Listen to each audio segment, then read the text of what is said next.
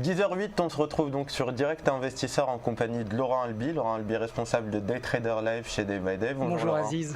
Alors, on va parler de différentes choses, donc notamment en matières premières et devises ce matin.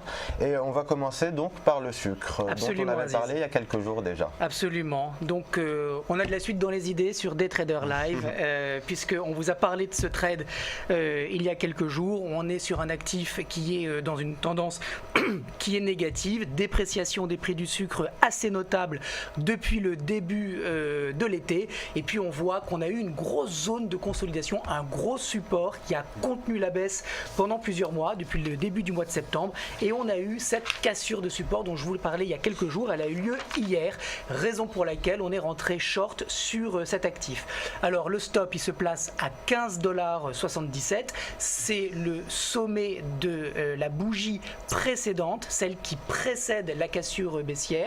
On voit la petite mèche ici qui s'est échouée à 15,75. J'ai mis un stop à 15,77 et je vise dans un premier temps 14,70. Je vous reparlerai de ce trade parce que le premier objectif c'est 14,70, mais il y a du potentiel baissier qui peut donner beaucoup plus. Donc on va gérer la position, on va accompagner la baisse du sucre dans les prochains jours, mais en tout cas on est rentré hier et il n'est pas trop tard. Vous pouvez encore rentrer puisqu'on est finalement quasiment aujourd'hui sur le prix de clôture d'hier. On est un tout petit peu plus bas, donc le timing est encore tout à fait acceptable. Si vous rentrez maintenant, vous êtes sur un ratio rendement-risque un tout petit peu inférieur à 1.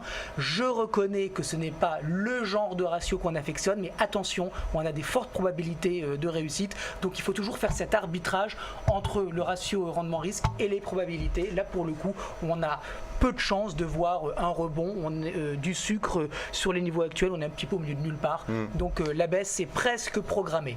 Laurent, on voit qu'on a cassé un niveau important sur le sucre. C'était les 15,50 $. Tout à fait. On voit que vous avez mis un objectif également à 14,70. Oui. Je voulais savoir pourquoi un objectif à ce niveau. Pourquoi 14,70 ? C'est un niveau particulier? Oui, c'est un niveau particulier. C'est un niveau en weekly. Autrement dit, un niveau de support. Alors je ne sais pas si je peux vous le Donc mettre. weekly en niveau hebdomadaire. Oui, absolument.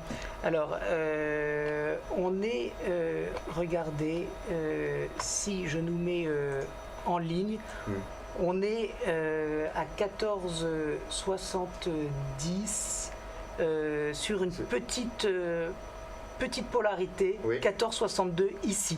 Alors, Antoine, votre question est justifiée et elle soulève le problème des objectifs. C'est-à-dire que quand on est sur un marché qui est aussi baissier et dont le premier support remonte à 2009, ce sont des supports théoriques. C'est pour ça que je dis que le potentiel baissier est fort. C'est-à-dire qu'on a potentiellement ce 14,70, mais je disais en préambule qu'on peut descendre beaucoup plus bas parce que vous le voyez, le vrai niveau de support, il est à 13,85 et si je me mets en bougie, il est même à 13,30. Mais bon. Donc à 14,70, on prend une partie de ses bénéfices et on peut laisser la position courir jusqu'à 13. Alors à 14,70, il va falloir observer comment on arrive à 14,70. Il ne va pas forcément déboucler à 14,70. Si on arrive à 14,70 très vite et qu'on n'a aucune pression acheteuse qui se manifeste sur ce support, il ne faut pas déboucler. C'est-à-dire qu'on a vraiment intérêt à suivre la tendance. Si en revanche on voit que vers ces niveaux de prix, on a l'apparition en 240 minutes de petites spinning top, des petites toupies, enfin des petits signes au niveau des bougies qui nous montrent qu'il y a une stabilisation des prix et qu'il y a un équilibre qui revient entre les acheteurs et les vendeurs, alors évidemment on pourra considérer le débouclage d'une partie de la position. Mais donc il va falloir être vigilant, être fin et regarder comment on arrive sur ce premier niveau de support et ne pas se précipiter pour déboucler. Très bien Laurent, donc pour résumer rapidement, votre objectif à 14,70 donc sur le sucre. On va parler également donc de l'huile de soja puisqu'on est toujours dans le cadre des matières premières. Qu'est-ce que vous pouvez nous dire justement sur l'huile de soja? Alors sur l'huile de soja, il y a également un trend qui est intéressant. L'huile de soja est un actif qui n'est pas beaucoup traité par le grand public, qui est plutôt réservé aux professionnels, mais à titre d'information, ce sont des contrats futurs qui sont très liquides et que la plupart des brokers maintenant offrent via des CFD. Alors l'huile de soja, c'est intéressant parce que là aussi on est sur une tendance de moyen terme qui est baissière. On a un marché qui a consolidé, vous le voyez à l'écran maintenant, sous la forme d'un trading range latéral qui a a contenu la baisse depuis le début du mois de septembre, et également hier, grosse bougie noire qui montre donc accélération baissière et nouveau potentiel de baisse sur cet actif. J'ai tracé la hauteur par ce segment bleu de la hauteur du trading range précédent. J'ai reporté cette hauteur de trading range à partir du point de rupture et on voit que là aussi on a un beau potentiel baissier puisque on a un objectif à 30,15. Alors, très bien. Excusez-moi Laurent, oui, votre stop de protection dans ce cas-là, vous le metteriez à quel niveau? Parce qu'on remarque que les cours sont en train de légèrement se reprendre ce matin, ça pourrait correspondre à un pullback. Voilà.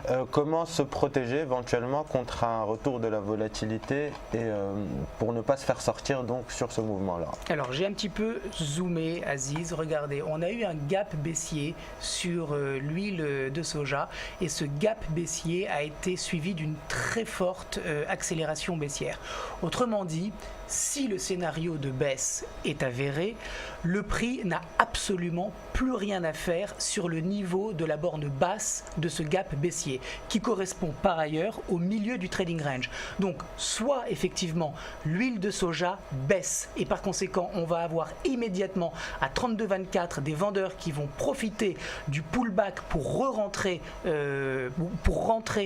à la vente, soit effectivement le scénario vendeur est invalidé, on repénètre la zone de consolidation et dans ce cas-là on ne devrait pas monter plus haut que 33,20. Donc le stop est à 33,20. On peut rentrer dès maintenant sur le pullback à 31,86. On peut être un petit peu plus gourmand et attendre les 32,24 pour rentrer. Attention, en étant trop gourmand, on risque de ne pas avoir un pullback qui remonte jusqu'à cette zone de résistance. Donc on peut ne pas rentrer dans le trade. Moi je pense qu'à partir de maintenant, le prix est acceptable pour shorter l'huile de soja. Le target est à 30,15, ça nous laisse sur le prix actuel un ratio de 1,15, ce qui est tout à fait acceptable. Si vous voulez attendre un petit peu, laisser continuer le marché respirer et rejoindre la zone de résistance, c'est aussi une tactique possible. Ça optimisera bien évidemment votre ratio rendement-risque, ce qu'on apprécie toujours, mais attention, on est quand même sur un marché qui est très faible. Très bien Laurent, merci pour ces explications. On va passer sur les devises maintenant avec l'euro-dollar. Oui. Alors, il nous reste une minute, donc on va essayer de faire ça rapidement. Alors, alors l'euro-dollar a fait des plus bas ce matin, des plus bas de 2 ans et demi. Voilà. À 1,2322. Voilà. Exactement. Alors, absolument. Alors, ce qui est intéressant, c'est que si je vous mets le dollar index, qui est un petit peu l'anti-euro-dollar, puisque le dollar index est un panier de devises contre le dollar, on a vu que le dollar, il a déjà cassé hier sa zone de résistance. Donc, l'euro-dollar, lui, est un petit peu en retard, mais ce matin, il part à la baisse. Nous sommes positionnés à la vente sur l'euro-dollar. On a une dynamique baissière, on a une petite zone de consolidation, de stabilisation des prix qui a duré environ un mois et maintenant la tendance de fond revient sur le devant de la scène. On a une cassure de support, on vise 1,2240.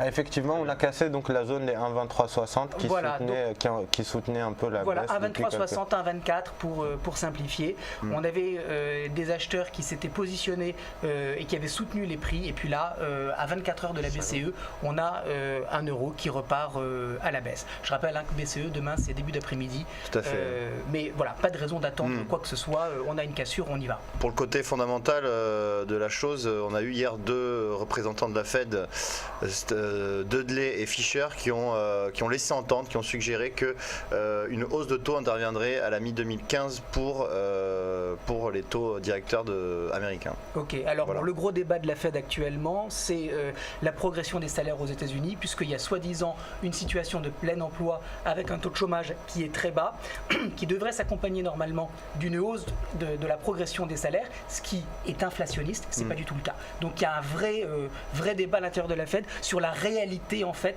de cette reprise économique. Très bien. Très bien. Merci beaucoup Laurent. Donc Laurent, responsable Day Trader Live chez Day by Day. On vous retrouve très bientôt pour un nouveau screening des marchés. Merci Aziz, merci Antoine. On va marquer une petite page de pub et on se retrouve donc tout de suite.